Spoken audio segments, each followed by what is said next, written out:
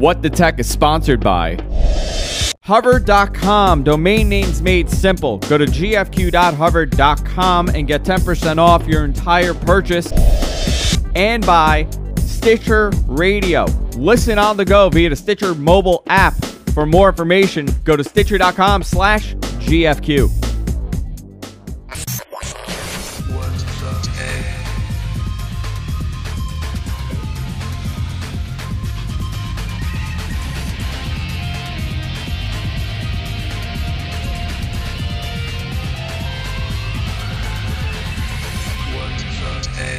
Welcome everybody to What the Tech. I am your host, Andrew Zarian. It would be funny if I wasn't Andrew Zarian at this point, because I see that every single week. And today I wouldn't even know. You wouldn't know. You have no video from me this week. How you doing, Paul? Good. How are you? Yeah, we're having some issues. I made the big mistake yesterday of upgrading some of my equipment here, and it's not doing exactly what I needed to do, so that's not good. So Paul gets no video from me, but you guys have video from me, which is a good thing. You get to see us. You get to see me. You get to see Paul with his door cracked open today. I don't know if you guys noticed that. You could see. The door is a little open in the back. Jeez. Sorry about that. It's the little things, Paul, that matter to people. If you see something creepy come crawling out of there, I'd appreciate a little heads up. Yeah, we'll let you know. But this is the show where Paul and I discuss the things that we want to talk about in tech. It's not necessarily news. We don't run down the top stories of the week, but we do talk about topics that interest us. This is not the place where you are going to learn about patents. We may at one point discuss something about patents, but there's not much to learn here about patents. No, I myself have much to learn about patents. I got that email. How come you and Paul don't talk about patents? Because I don't like patents. It's because it's boring. Well, I write about patents, in my news stories because I have to, and there's some big patent stuff that just happened today with regards to Google and Motorola Mobility, Apple, and Microsoft. But, geez, it's not a lawyer. Not a lawyer. A lot's been going on today, especially with the cloud storage. Yeah. In the cloud storage scene, both SkyDrive and Google Drive kind of unveiled and became official today, right? Yeah, SkyDrive was yesterday. Yesterday, yeah. And then Google Drive today. Yeah, and unlike patents, this is something I know a lot about. And actually, I'm learning about it as we talk because I finally got into Google Drive because I wasn't allowed in earlier today. And now I'm seeing some interesting stuff. So let's run down this because I have Google Drive here, and I'm looking at the pricing plan. So the first thing to know, though, is that they used to have yearly pricing, which is what Microsoft has now for SkyDrive. SkyDrive, yeah. But now they have monthly pricing. Yes, they have monthly pricing. It sort of obscures the fact that their pricing has gone up big time. I'm looking really here. Big. Okay, so Google Drive, here we go. 25 gigs is $249 a month. Right. So $250 a month is $30 a year. Okay. The way it used to be before today, 20 gigs of storage was $5 for a year. Oh, really? Yeah, so there's a big jump. So, for example, on Google, I was using the paid 200 gig tier for $50 a year. That exact amount of storage going forward will cost $10 a month or $120 a year. So wait, you were paying $50 for 250 gigs? Yeah, so now that same amount of storage is going to cost $120 a year. So it's over twice as expensive. Yeah. Oh, wow. Okay. Because I saw 1 terabyte is $49.95 a month. Yeah. So I'm actually going to downgrade because I'm not using even I'm using roughly, it looks like a quarter of that. And they don't really offer a quarter per se, but I could get 5. That's a lot. I mean, that's a lot of money for storage compared to what it was. But here's the thing. So, I don't think a lot of people use Google's paid storage tiers before because there was only one place where it made any sense, and that was the service that Google makes that nobody uses, which is Picasa. So before today, their paid storage tiers apply to Gmail and Google Docs and Picasa. Yeah. So no one would ever buy extra storage for Gmail. And that's why it was dirt cheap. Right, because Okay. only people. So I would use it with Picasso. I have used it with Picasso, and this is, how I've used it now. Probably, I would say 3 years in a row now. It's interesting because if I'm not, I can't remember how it works. I want to say that the price I've paid has been consistent, but the storage allotment went up each year. And I used to joke about this because now, I'm not even close to using all the storage. But now that they've opened it up, they have a Google Drive service now, which is a brand new thing, along with apps, that run on Windows and the Mac Yeah, on and also you get if you get any of these plans, you get your Gmail upgraded to 25 gigs. Yeah, which is nothing for them. I mean, it was nearly free. I mean, it was a Yep. couple bucks to do that. This is not cheap. Actually, excuse me, it's not cheap. The more I read this, the more I learn. It turns out my current plan is no longer offered, but even though it expires in June, I will keep this price and this plan as long as I do a couple of things, like keep the account active, keep the payment information in Google Wallet accurate and up to date, which is going to be really hard for me because my debit card that I use is involved in some bank card processing problem. I thought you were going to say some scam. Oh, no, it's at least once every 6 months, if not Oh, more. really? So I always have to, I'm always changing the number. And then as long as I don't cancel or upgrade the current plan. Well, So Paul, actually, it sounds like I can keep this plan. So I guess I'm grandfathered in. 16 terabytes, $799 a month. Yeah. Well, I mean, that's ludicrous, obviously. Yeah. But I mean, they're offering But by it. the way, that plan before was $4,000 a year. Oh, right? that plan existed. Yes. So if you wanted, so $800 times 12 is $9,600. It's over twice as expensive. Wow. That's So even very the big. 16 terabyte plan is still it's crazy expensive. So on the SkyDrive side, and we're going to compare the two, and we'll Yeah, play a little yeah, game yeah, with the yeah. audience too with this. You're getting 25 gigs for free compared to. Well, okay, but see, unfortunately, it's a little more nuanced than that. If you had a SkyDrive account, which is a lot of people, by the way, Yeah.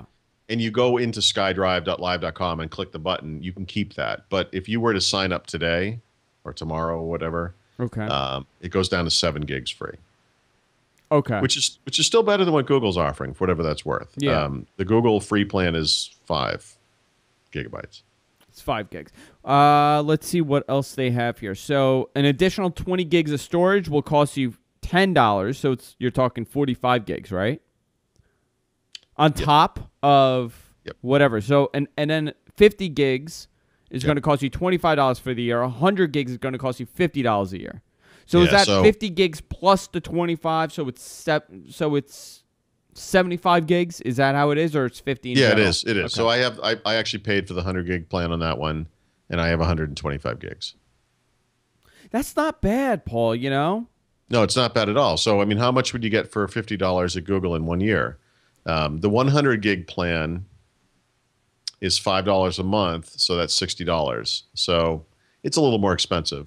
But the thing you have to give Google some credit for is they go way up from there. At Microsoft, you stop at 100 or 125. But because obviously they're saying that the consumer's probably not going to need more than 125, while Google is saying, well, no, enterprise will use 16 terabytes of data with us. I think it's a mistake not to offer these things in blocks. So, for example, I think it'd be interesting if you could go to Microsoft and say, actually, I need 150. So I could buy a 100 and a 50 and make that happen. Or make it happen, yeah. But they don't do that. So once you buy into a plan, you can upgrade, but you can't go past 100. So by buying the 100 gigabyte plan, I can't go any higher. How is this competing with Dropbox? Because Dropbox has been the guy to kind of go after, right? I mean, everybody that I know uses a Dropbox account. Everybody has a Dropbox account, or they use it to some extent. I have the 50 gig Dropbox account. And so, I don't know how much I paid for it. I think I paid $100. All right, you can look. I mean, it's a 100 gig plan is $200 a year. Okay, so I paid $100 for the 50 gig.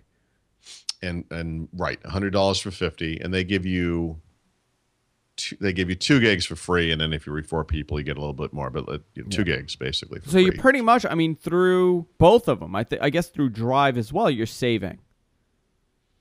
Assuming your needs are small. I mean, well, maybe small isn't the They're right word. 100 gigs is $50. Assuming your needs are normal, right? I mean, 100 gigs of storage is a lot, right? I mean, I think that's unless your plan is to back up your DVD rip collection. Yeah, the average person is not going to be able to. It's probably okay. Yeah. Yeah. Like we use it to transfer some shows, some of the remote shows, to drop it in Dropbox, and I grab it the following morning. And we could rack up, 50 gigs really quickly. In about 5 or 6 weeks, we could hit that. But that's not what normal people do. Right. Normal people put their data on there. They put a couple pictures. They're really not saving music on the cloud currently, especially in this sense. Even I'm sort of a power user. I haven't put my entire music collection in one of these services yet, but I probably will someday. I do actually have my music collection up in Google Music, which is separate from this. But when you look at like the types of, I have a subset of my photos in there. I've got, a lot of the stuff I'm working on currently syncing through these things. It's really not that much. It's some single digit number of gigabytes. I mean, it's not a lot. The thing I guess the thing I'm a little unclear on, and I need to look at the Google version to know this, but I do know that on the SkyDrive app, and the way these things both work the same way with your computer, right? You download an app, it puts a location into the shell, whether you're using a Mac or a PC, and then it synchronizes the content of the service down to your computer. Yeah, so it's right there. There's a folder on the computer. Yeah, but the problem is there's no granular control over this. So, for example, I bought the 150 gig plan at SkyDrive. Mm-hmm. What happens? What if I filled it up? Okay. And then I'm using almost 150 gigs of storage. I literally am using that. If I were to install the SkyDrive app on an Ultrabook, which has a 128 gig SSD in it, there's not enough space on that computer to take everything from SkyDrive. So it actually wouldn't even work. No. And they don't offer any control over it. You can't go in and say, well, I only want to sync this part of it to this machine. They don't have that control. But wait a minute, the files that I'm looking at right now, those files were not dragged to my machine. That's still in the cloud. I just have access to it in Explorer or in the Finder. No, they're on the computer. Oh, they're now on the computer. Yeah, that's the point of this. Okay. It's syncing them. It's giving you kind of a native way to access that storage. Yeah, because you can drag and drop.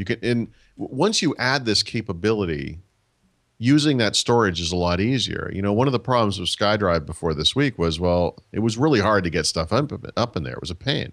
You could do drag and drop into a web browser window to copy files into SkyDrive. But if there were folders in there, it wouldn't work. No, I initially thought when you see those files, those are not like with Dropbox, those files are not on your computer. You sure about that? They're in the synced Dropbox folder? Like I have, let me just pull it up here. Let me see. So here we go. So here is my Dropbox folder, right? I cannot see anything. So. Oh yeah, you can't. That's a shame. But yes, okay. Let's see. So here's my Dropbox folder, which now I think you could see it. Oh, these files are not on my computer. Okay. These are in the cloud. So what happens? So they let's do this say a little differently. Then. Yeah, let's say I want to grab a show, this is one of the shows, and one of the names of the sound clips are not appropriate. If you double-click that doesn't just run. I don't know. Why don't we? I don't know. I don't use Dropbox, so I don't want to say it, but I suspect Dropbox does the same thing. I'd be surprised if those weren't on your computer. Okay, so that's interesting. Let me see. Well, I do. I don't know about that one, but I can tell you that SkyDrive and Google Drive, when you install the app and you sync, it's on your computer. I guess it is on your computer because it's playing it. Yeah. Yeah, it's playing it. Yeah, it's on my system. You're right. There's some interesting stuff here. See, I don't want it on the system. I would love to have it there. In other words, you want to go to that folder that has all those big files and say, don't sync this. Yeah. And this is one of the reasons why these apps, which are just brand new, they just came out. They're a little unsophisticated. It's kind of an all or nothing deal right now. I know in the case of SkyDrive, it's going to evolve over time, and they're going to give you more granular control over what bits get synced to each PC, and that will solve that problem I just talked about. where your Ultrabook would fill Yeah. up. You know, the SSD would fill up. Yeah, I mean that's exactly the thought I had, because if I have an Ultrabook that's, let's say, 250 gigs, and I have 150 or 200 gigs somewhere in the cloud, and I could choose which files I want to bring over, it kind of serves the purpose there. Yeah. Well, this is, you know, on the Microsoft side, one of the big questions this week is, wow, this thing looks like it does a lot of what Windows Live Mesh does. This must mean we can get rid of Windows Live Mesh.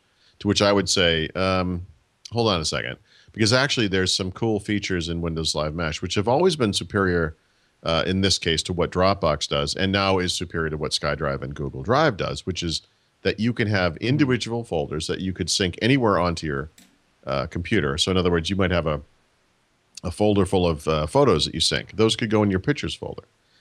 You might have a folder full of documents. Those could go in your documents folder. You can put them wherever you want. And then you can arbitrarily decide on a computer by computer basis where those folders sync, or if they sync. You don't have to sync all of it. You just sync the ones you want. So it's a little more complex for people maybe. But it gives you a lot more control. I mean, the SkyDrive app and the Google Drive app, I know SkyDrive is. Google Drive appears to be all or nothing, you know, and so it's simple, but it's also semi. Here's my question with you, Paul. With SkyDrive, that's syncing it as well. I'm sorry, you probably said it is. Yeah. Okay, so let's say let's look at a tablet, for example.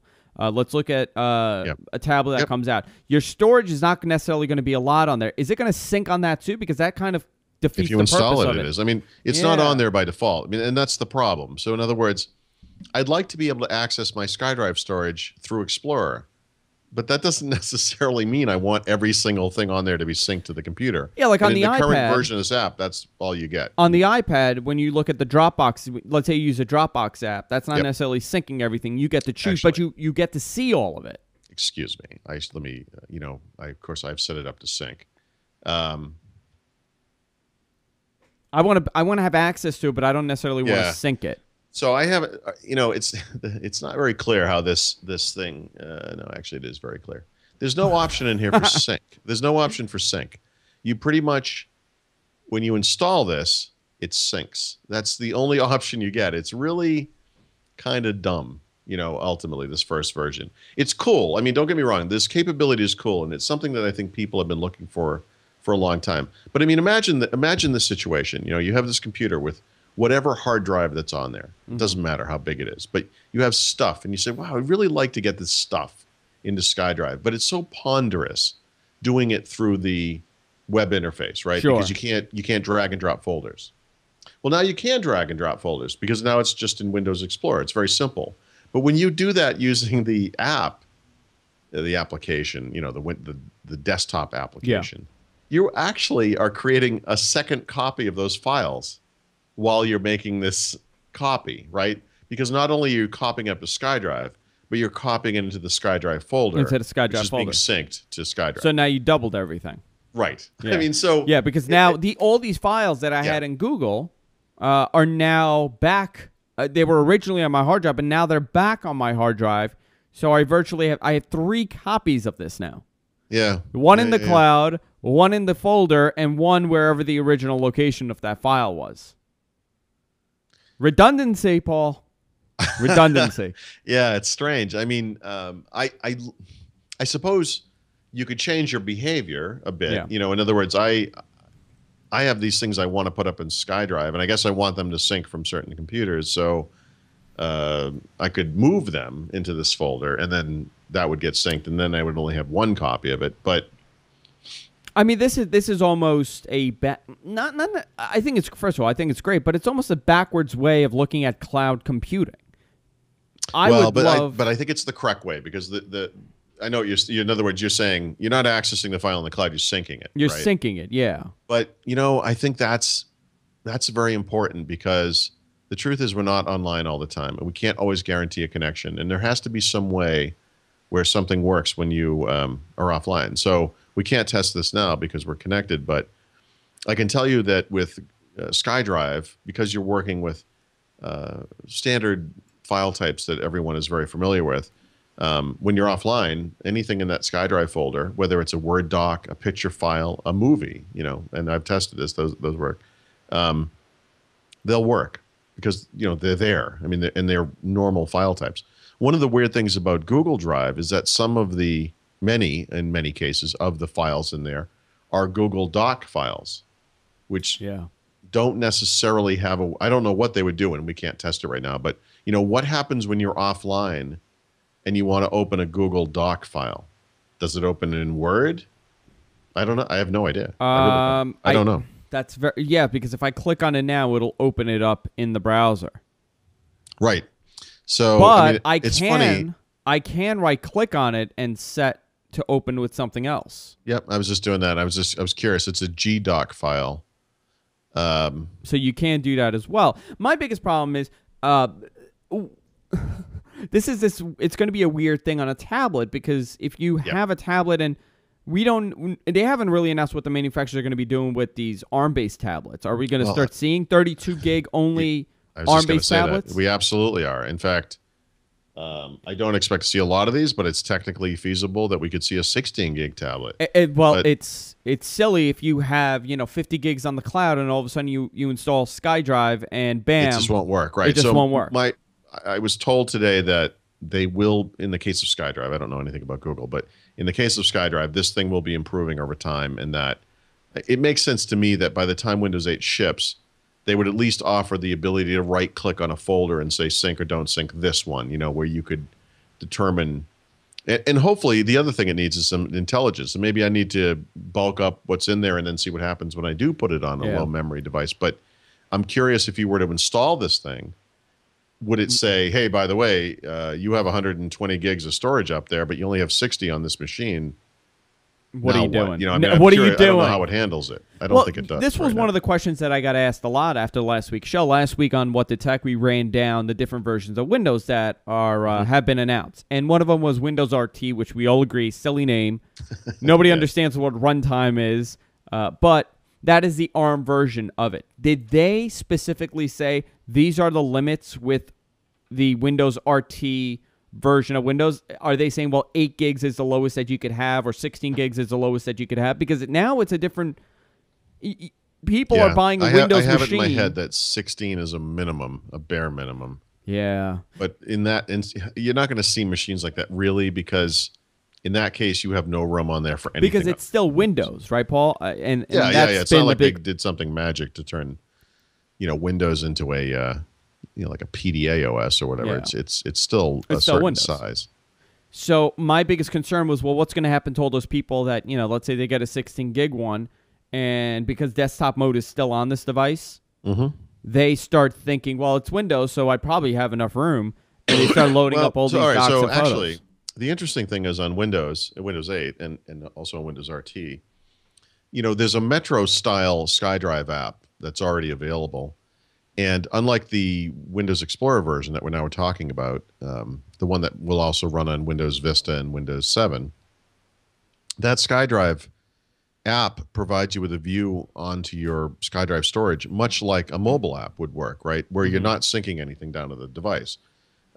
If you access SkyDrive today on Windows Phone or on it's not an Android, iPad or iPhone, you're browsing it live, right, over your connection, which is what you were expecting. I think the way you were thinking it would work.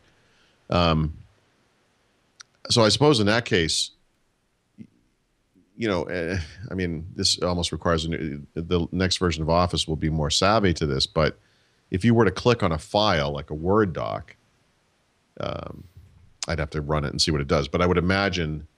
Actually, it probably loads in Office web apps in that case, but I would imagine that there's some way to cause it to download that one file to the device. Yeah. And then you could do it, Yeah. I'm sure the Metro app is going to behave totally different than... It works like the phone app. Yeah. And the phone app doesn't sync everything. Doesn't sync anything. Yeah. Actually. You have to click on it. It is, in fact, the exact opposite of these new apps. Yeah. Very interesting, though. I mean, this is the beginning for... desktop, the cloud, I guess cloud being there automatically on the desktop. We are going to almost get forced to get used to storing things on the cloud. Yeah, right. I mean, absolutely. In fact, one of the big, features of Windows 8 is the ability to sync settings across devices using SkyDrive. It kind of happens in the background. You log in with a Microsoft ID, um, log on to another computer with a Microsoft ID, and you get all your settings come across. It's actually really interesting how much comes across, because a lot of the stuff that is synced is not what you would expect. Not just the standard Metro style stuff, but it's also things like desktop settings. The example I always use is if you hide the taskbar or move the taskbar to a side of the screen, and then you sync your settings, you don't have to do anything. It just, if your settings are set to sync, it will automatically move the taskbar on your other PCs to that same location and same level of visibility. It's very interesting how it works. So SkyDrive, you have to download. It's not going to be automatic for a lot of people.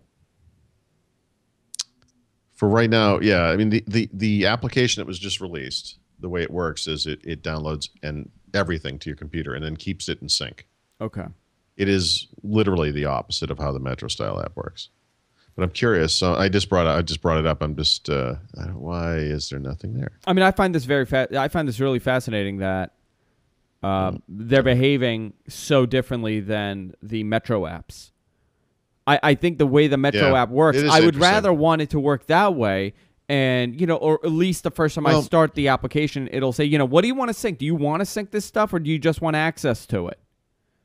I think it's an indication of how different things are in the two environments. For one thing, I mean, what would you do, Paul? Would you rather want everything on the desktop automatically synced again, or do you want it there and you could drag and drop stuff if you want it?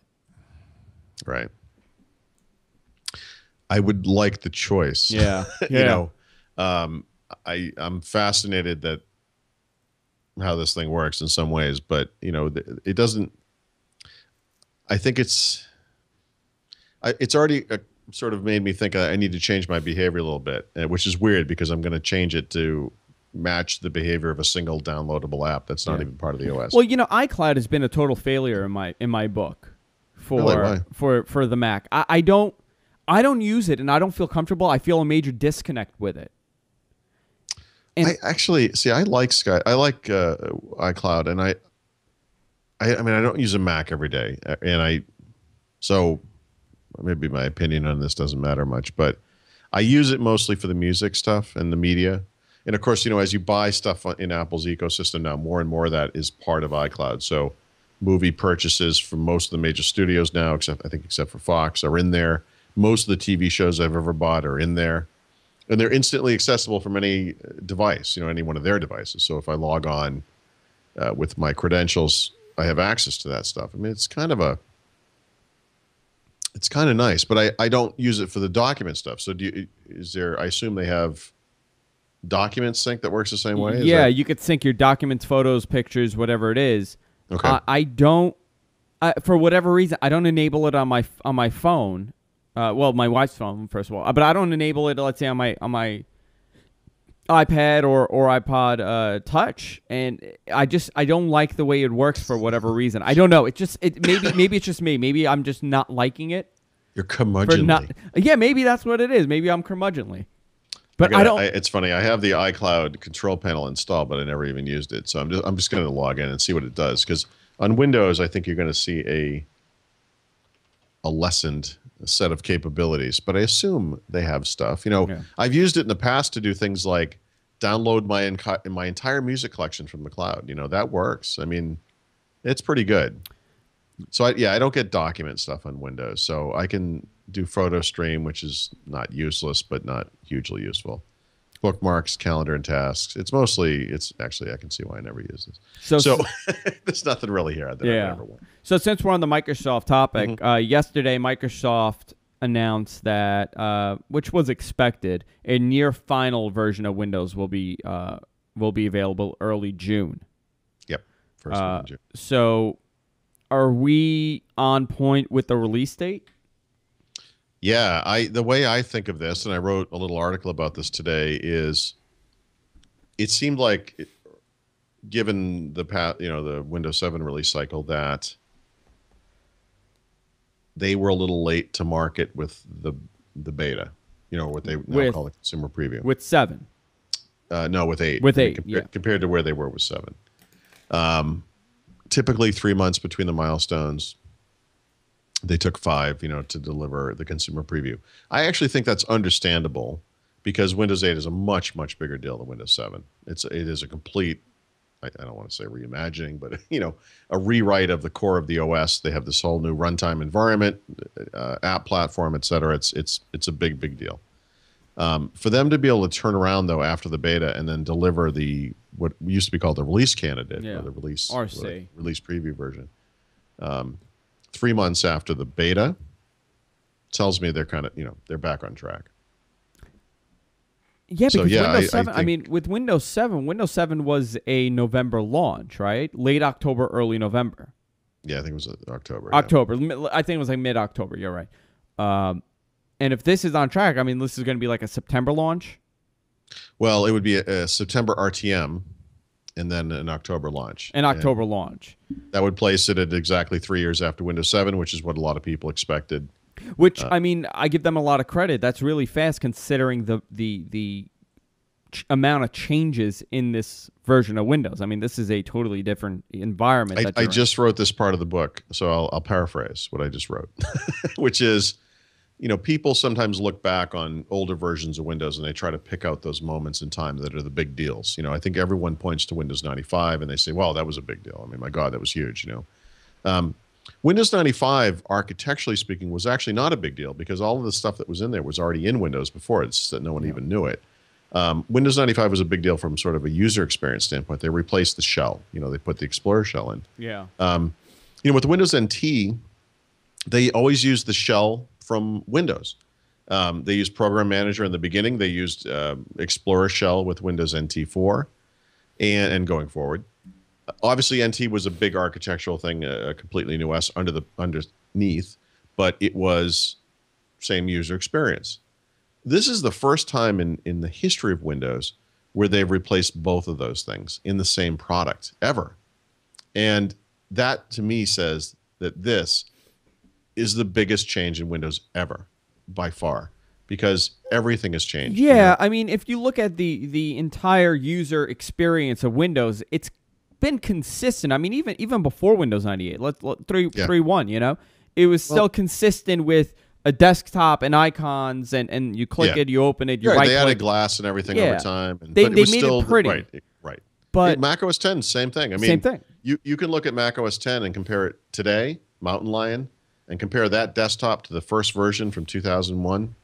They're not identical, but they're really close. And in both, Windows 7 and the last version of OS 10, the functionality has simplified and it's a lot easier to use, and it's they cleaned it up and they fixed it's not as buggy. But with Windows 8, that's just cleaning a house. With Windows 8, Windows 8 is huge. Even though the desktop is there, it's not. It's almost like don't worry about this. This is the environment. This is what you should be worrying about. The reason that's amazing, by the way, is if you think back to when Microsoft replaced the Program Manager shell with Explorer, one of the things that was in Windows for several versions was the ability to replace the shell using this kind of an ini file with another application, and it was possible in Windows 95 and Windows 98 and subsequent versions to actually run Program Manager if you wanted to. It was an app. So previous to Windows 95, the shell was just an app. It was just an app. It was not really a big deal. But in Windows 95 and newer, the shell became a much bigger thing. It was a full environment. It offered a desktop. It offered a taskbar, a start menu. It was all this stuff.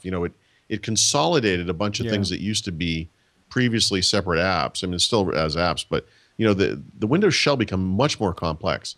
So for Microsoft to be able to completely replace it, but then still make the old thing available, is really amazing because it's not an app; it's an entire environment. Yeah. Well, let's say this since let's say 15 to 20 years, Windows has been the same. Right? The experience, I guess the environment has kind of been the same. 15 years. Yeah. When you make a change like this, even though it's still there, what do you think in the honest perception of the user? I don't necessarily think it's going to be a, let's say, 50% positive experience. I think it's going to be more of at first, I think more people are going to complain about it and say they don't like it. That's my opinion of it, because it's such a rapid change. Now, when 3 months goes by, I think a lot of these people are going to turn over and say, no, I absolutely love it. This is the first time Microsoft has taken a risk like this and done I don't know. I don't even know what you would call it, because it's still there. Windows is still there, and you can still access the desktop, but I don't know. I'm a little confused, even the way I feel about it. So it's kind of hard to articulate it. But I think a lot of people are going to be caught off guard with this. Yeah, especially definitely. people that are going to buy a computer and they don't really know anything about it, and they bring this laptop home and it says, here's Windows, and they're looking at the screen and they don't know what to do. I'm really wondering what the perception is going to be for people who really don't use a computer that much. Because that's the consumer. Yeah. Well, those are the people that are going to matter, you know. Those are the people that matter. Absolutely. That's the consumer. We're not their target.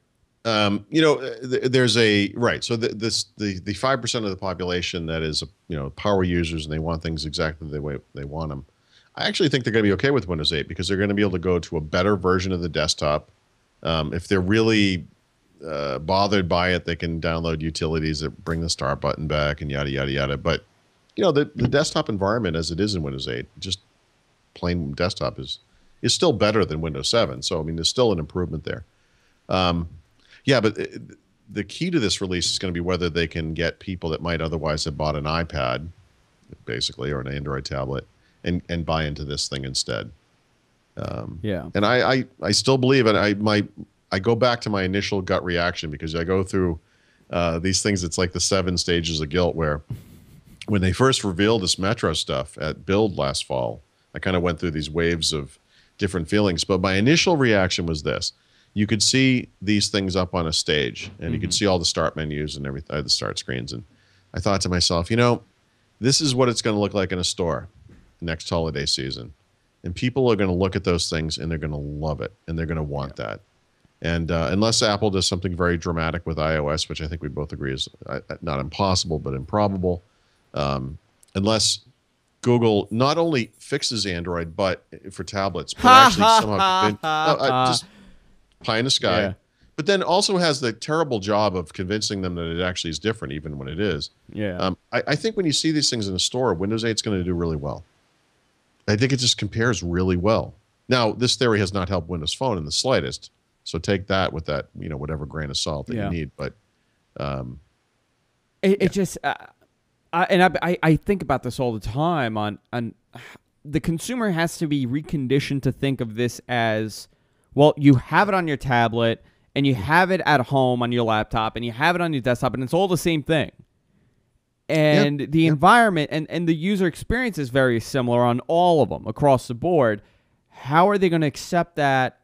Are they going to be able to accept it? That doesn't have to be, right? I mean, I think some of the syncing stuff is going to be subtle. In fact, I think some of this is going to bite people in ways they don't expect, that they're going to be surprised when they get a Windows 8 tablet and they're like, wow, this thing's really awesome. You know, I really like this thing. I think I'm going to buy Windows 8 for my computer, and I'll upgrade it, you know. And then all of a sudden their home computer, which has this 30-inch screen or whatever, has the color schemes and the taskbar layout and whatever that their tablet has. They're going to be like, wait, what? You know, maybe even a little confused by that.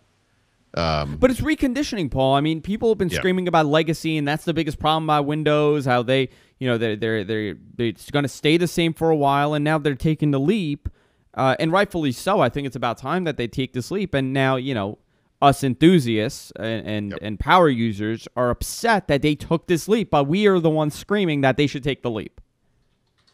That's the strange thing about all this, because I'm excited for it. I really am. That I even, you know, remotely I use it on my iPad just so I could kind of get used to that experience, and I like it a lot. I like the Metro environment on a touch screen, but I'm still not 100% on the desktop. I never use it on the desktop. You don't? And no.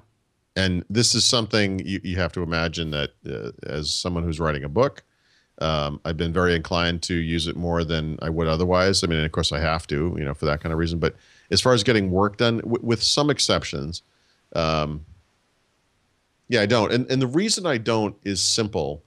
And it's because I simply can't get work done where only one thing is on the screen at a time. Yeah. In fact, I'm not going to mock this up, but I will throw this one out there for those people who love this kind of stuff.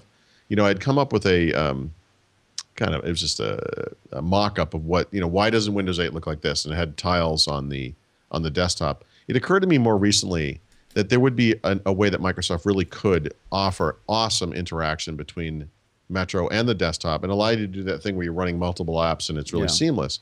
And the way to do it is, I don't know if you're familiar with it, but you can have two apps side by side on the screen at once, right? It's called Snap. Yeah, yeah. And there's kind of a column that's on the side. It can be on the right or the left that has the other app, the snapped app, if you will. They need to have a mode for the start screen where you can have a subset of the start screen in that snapped area. And what you would see there would be the tiles for all of the applications that are updating you with the notifications that you want.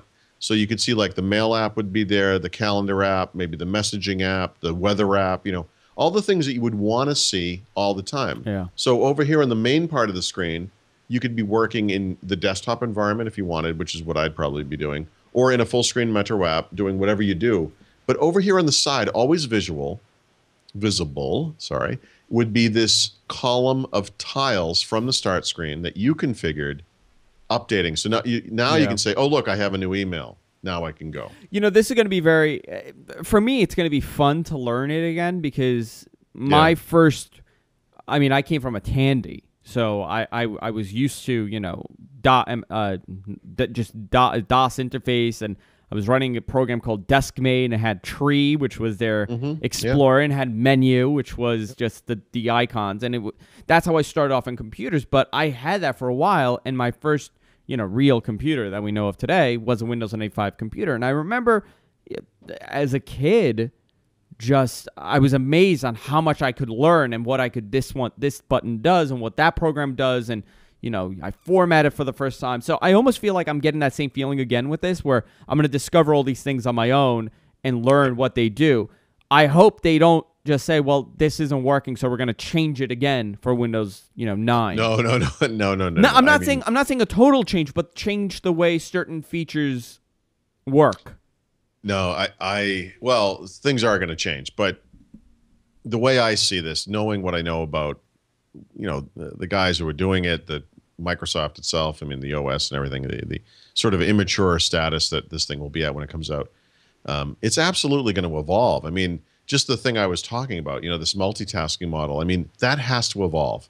They pretty much acknowledge this. It's 1.0. These things are going to have to change.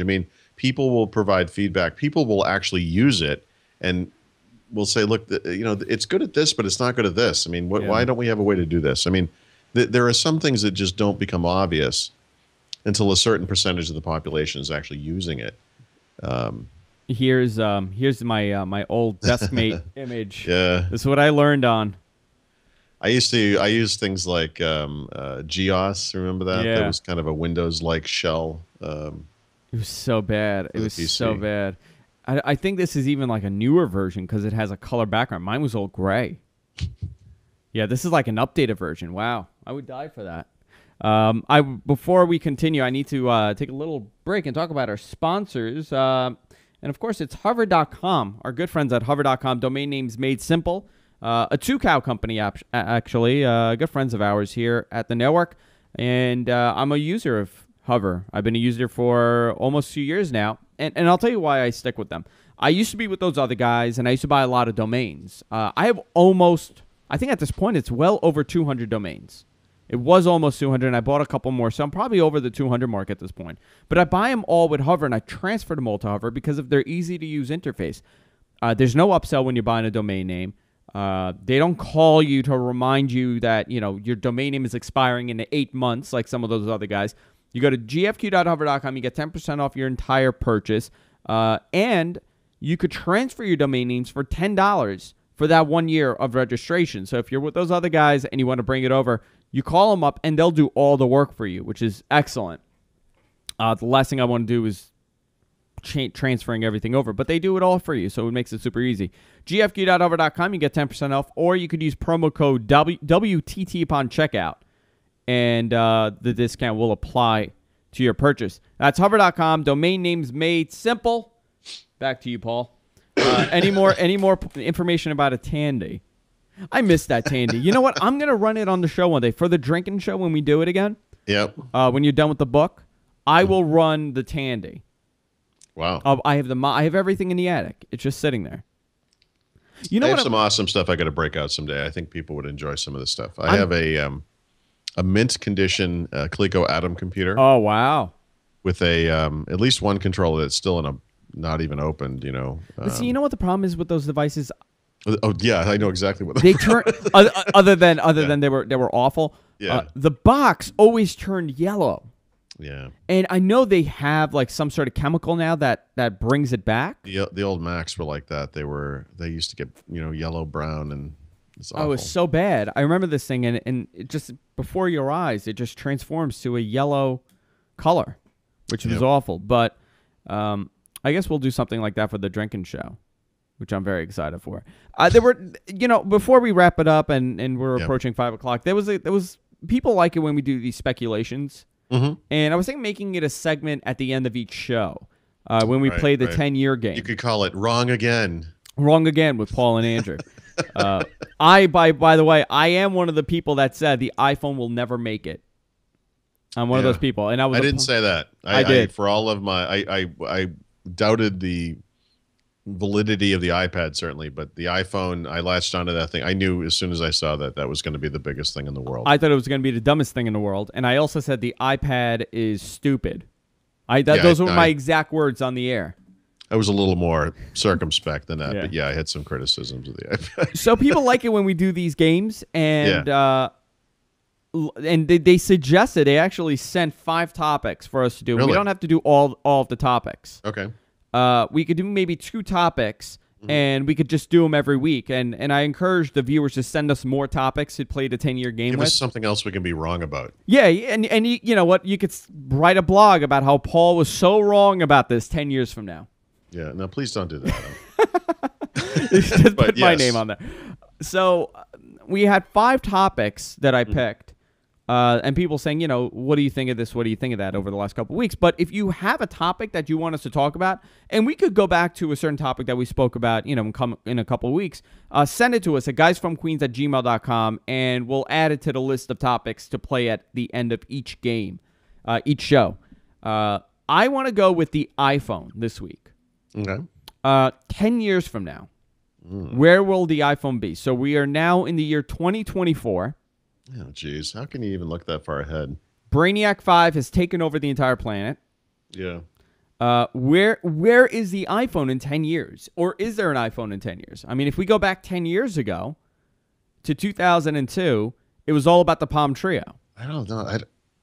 Was that was out then? 2002, yeah, the Trio was out. Because I had... No, wait a minute. 2002, I had a... I mean, we're not, it's not much further past that where, when my son was first born in 1998, we had a pager, right? And the reason we got the pager was so that my wife and I could go out, and if something happened with the kid at home, the babysitter could page us. Mm-hmm. And she never did. I don't even think we ever learned how to use it. But, we... What year did the Trio 600 come out? 2003. There you go. Trio 600 was 2003. So what was before the Trio 600? Nothing. Well, what was before then is we had PDAs, right? PDAs, so we had simple smartphones, flip phones, typically StarTAC type phones. We had PDAs. We had pocket PCs. Yeah. Yeah.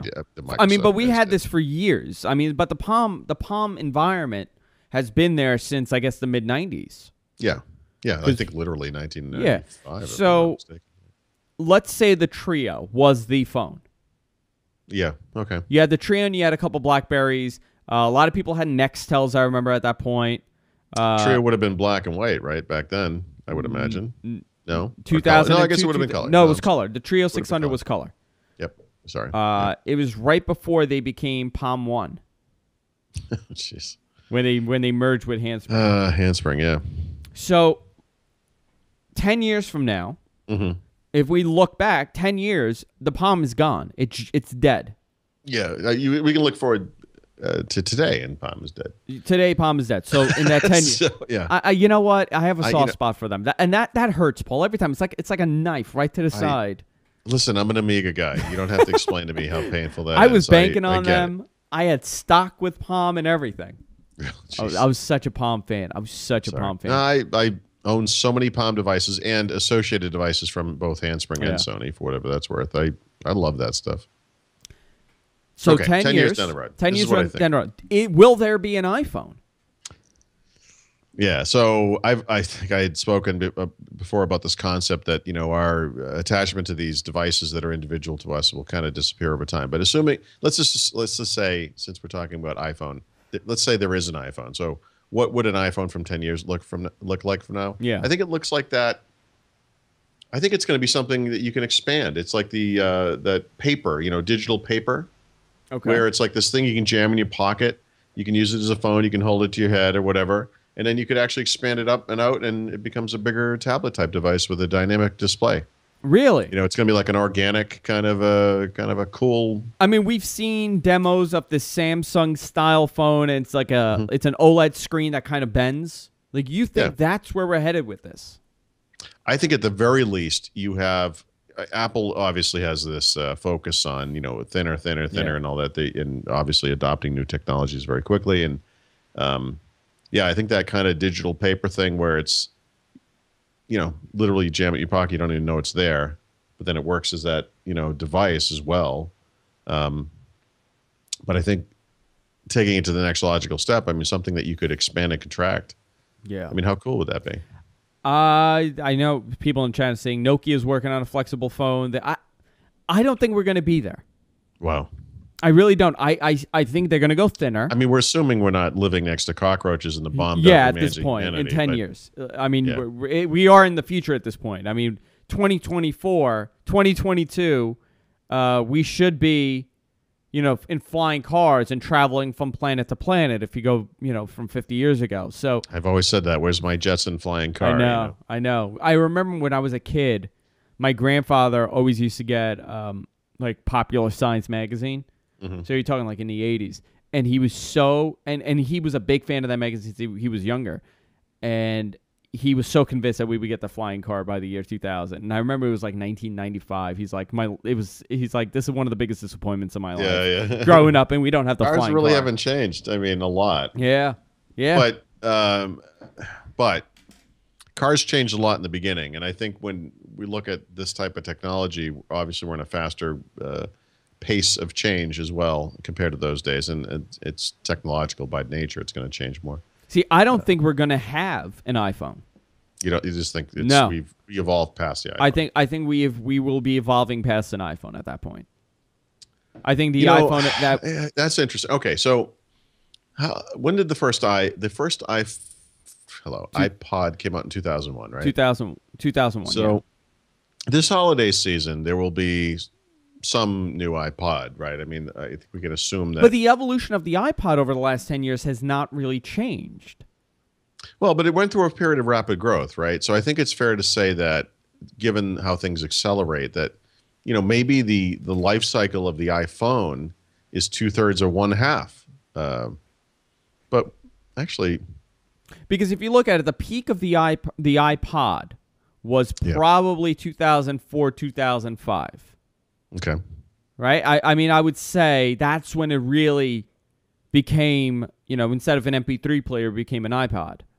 Everybody had an iPod. So 2004, 2005, 2006, right before the iPhone. So let's say 4 years. It might even have been later.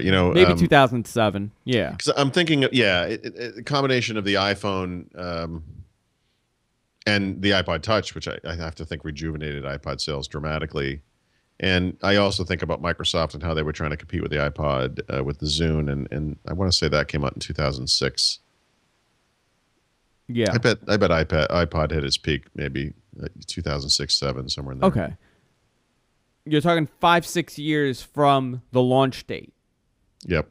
So we have a couple more iPhone years. roared to great success much more quickly. Yeah.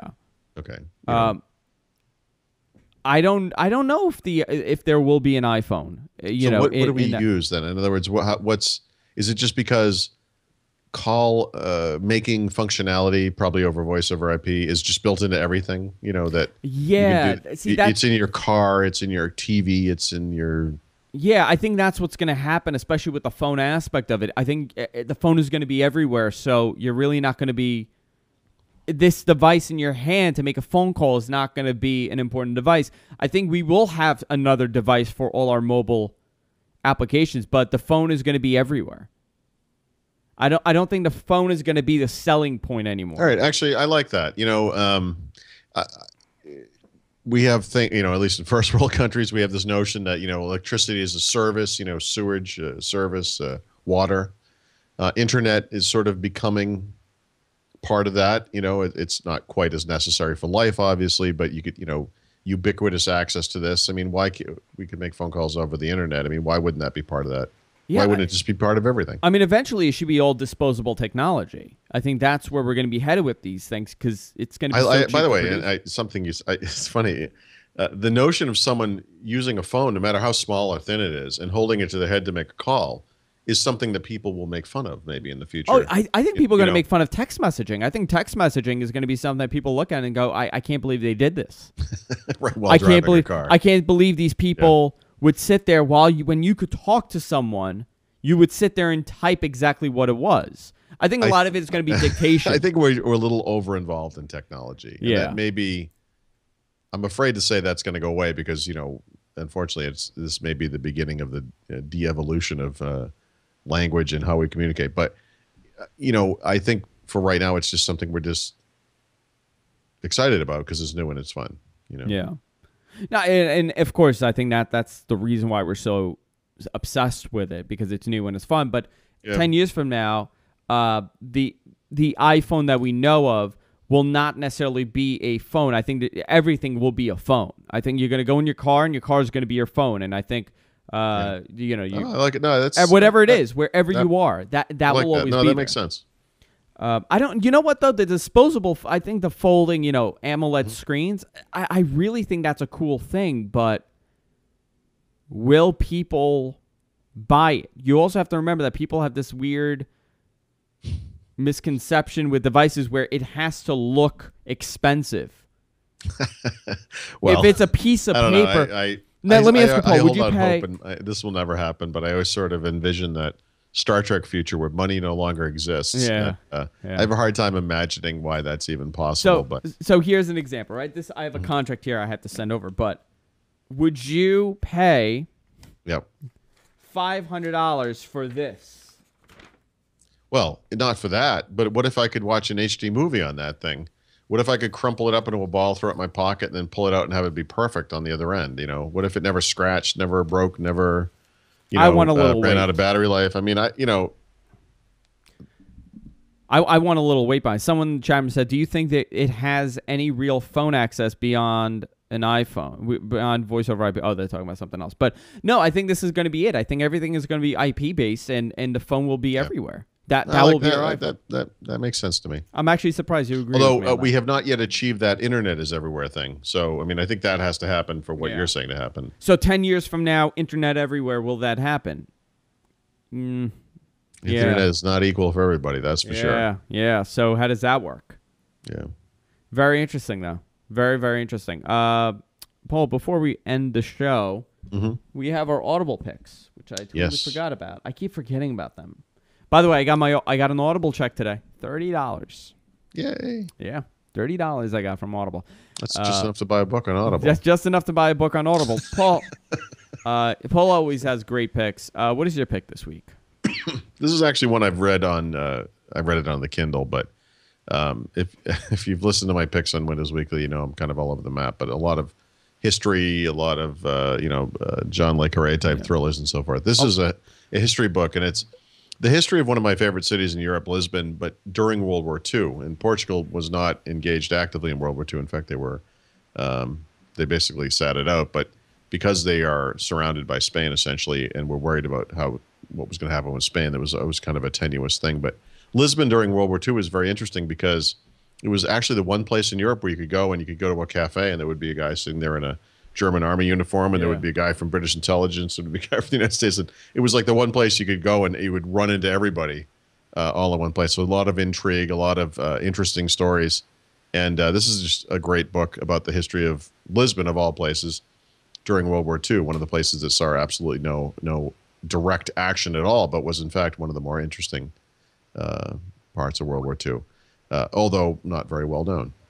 And so the title is, I think of it as just Lisbon, but I guess the official title is Lisbon, War in the Shadows of the City of Light, 1939 to 1945. Here's a little sample. The United States or Palestine on one of the ships that sailed from the neutral port, or for the super-rich, via the Azores on the Pan American Boeing Clipper flying boat service to New York.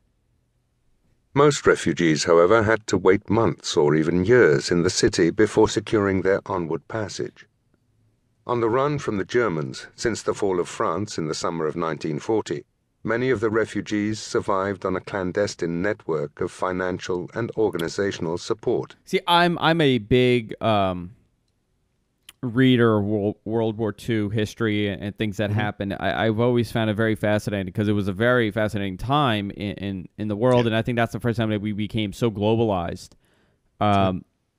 And this is a great example of what happened, and this is the story of it. Very cool stuff. It's 1939 to 1945.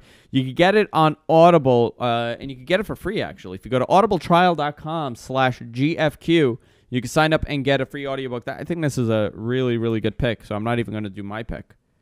This is now my pick because I really find this interesting. Have you ever been fascinated with like the German technology?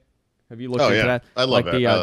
The die clock. Weird to say this. I love every aspect of World War II. No, I mean I've been kind of fascinated by the whole World War II thing, and of course, the Germans had these plans for various master weapons that were at various stages of completion, and of course, the scientists that we took from Germany at the end of World War II were directly responsible for, the Manhattan Project and what became the atomic bomb. So. What do you think of the die clock? What's that? Is that it's awesome the bell? Batwing plane thing? No, the bell. What is it? It's like a bell. They were apparently they were working on this weird. It almost looks like a spaceship. Let me see, die clock. Let me see if it comes up. Yeah, here it is. They had cannons that could fire on England. They had like a plane that looked like a UFO. Apparently, it was a top secret Nazi weapon. Mm-hmm.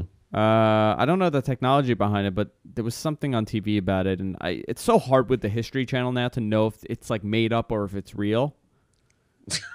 Because they just, which is a sad state of affairs. It's really it's crazy when you think about it because you don't know if it's like ancient aliens or it's actual history.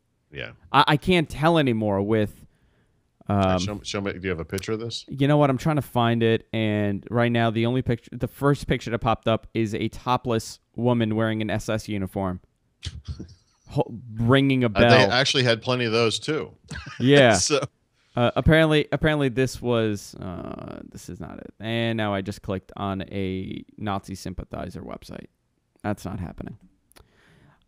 I guess I'll search for it after the show. Another Google search run amok. Yeah, thanks Google. Apparently, no, it was some... here's one. Let's see. Apparently, it was supposed to be this. This thing? No. No, I've never seen that. Yeah. I don't remember the name of this thing, but there's a... well, you're talking about the stealth bombers that they built. It was a stealth plane that they were building out of wood. Germany also had these amazing concrete structures that built in a lot of the cities that had anti-aircraft weapons on them and all that. And there was one of the Wolfenstein video games, probably the most recent one, if I'm not mistaken, or possibly Medal of Honor. I don't remember which game it was, but they had a sort of a fictionalized version of this thing where it was like the size of, say the Empire State Building or something, and it was like this incredible thing. And I always thought this was like the craziest, dumbest thing I ever saw. And then I read a book. No, actually, it was in a documentary where there was a picture, or I guess it was a still picture of one of these things, and they really existed. They weren't that big, but they were the size of small skyscrapers. They were kind of ginormous. So there was a lot of stuff that looks like science fiction going on there that actually was going on there. Yeah, yeah. Audibletrial.com/GFQ. That was Paul's Audible pick, and it was so good that I'm not even going to do mine because it puts mine to shame. Paul's Audible picks are very good. By the way, now they're saying I'm going to get AdSense ads for Nazi things for the coming months. Right. There you go. Right in your Gmail. Yeah. Or you know what? You know what happened? I was looking up. I forgot what it was the other day. No, you know what I was looking up? That show about people that prepare for the end of the world, Doomsday Preppers. I think it's called Preppers. Yeah. And I Googled it and I looked it up. I literally got end of the world preparation ads in my email.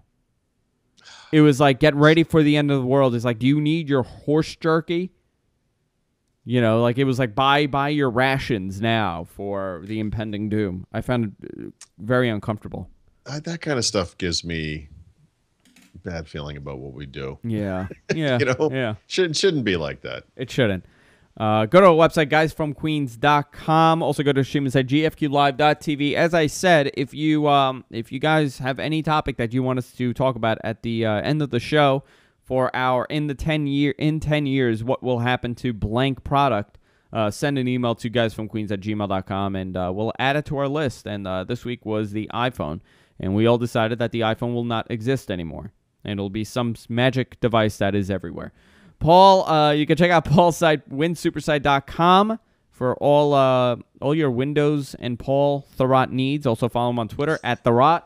I am Andrew Zarian on Twitter. Also, Paul does a amazing podcast each and every week on the Twit Network, Windows Weekly, 2 p.m. East, with Mary Jo Foley and Leah Laporte. And Paul, anything else? Any other updates? I got a HTC Titan 2 the other day. I'm waiting for mine. Mine should be here any day now. How do you like it? It's not bad. It's funny.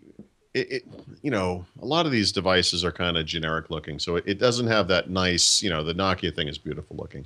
But it has a great camera, and that's something I'm going to test. And, it's funny when you think about screens on laptops, there are these matte displays, which are not very common anymore, which I actually prefer, and then the really bright, vibrant displays.